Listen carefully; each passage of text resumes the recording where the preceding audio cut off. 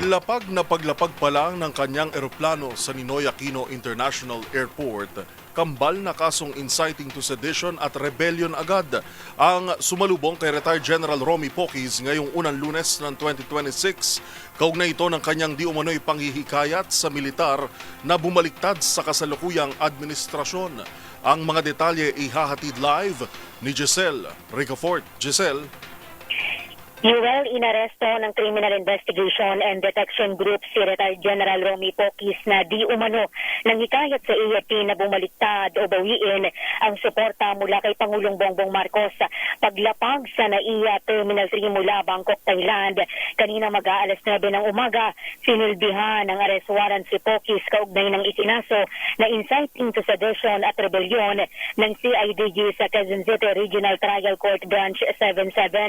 Dinala yung leader ng United People's Initiative sa Campo Crame bago bitbitin sa korte para sa paghahain ng 48,000 pisong piyansa o bail. Sinabi sa media ni Attorney Ferdinand Topacio na umaasa silang makalalaya rin agad yung kanyang kliyente ngayong araw. Sarkastikong pinasalamatan ng abogado ang Pangulo sa pagtupad daw nito sa pangakong may makukulong, pero imbes na magnanakaw, ang mga nagpoprotesta raw yung punteriya ng administrasyon. Pakinggan natin. I will just take this opportunity po para pasalamatan ang ating Pangulo, si BBM, sapagkat tinupad niya yung kanyang pangako na may makukulong. Pero mali po yung pinakukulong.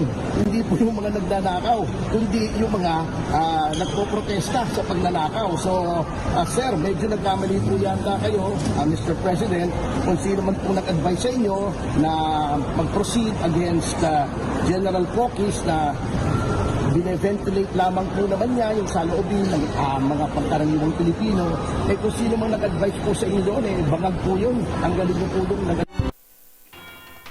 Diniin din ni Topacio na tahasan o manong pananakot yung pahayag ni DILG Secretary John Vicremulla na idedemanda yung mga mananawagan ng Marcos resign.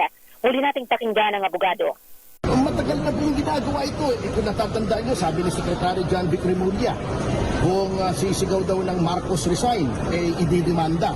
Hindi ba tahasan na pananakot siya ng mga kritiko? Kaya sasabihin ko on record, baka hindi niyo narinig yung programa ko. Mr. Secretary John Vicremulla, Marcos resign! Marcos resign! Yan, on record yan. Sige, demanda mo ko. Hindi naman kinumpirma o itinanggi ng abogado ang pakikipagpulong ng mga retiradong general sa pangunguna ni Poquis kay AFP Chief of Staff Romeo Brownell noong September 20, isang araw bago yung malawakang anti-corruption rally doon sa Luneta, Maynila at sa EDSA sa lungsod naman ng Quezon. Para sa NBC TV Network News, ito si Giselle Ricafort para sa Diesel H sa Pilipinas, una sa Pilipino. Maraming salamat, Giselle Ricafort.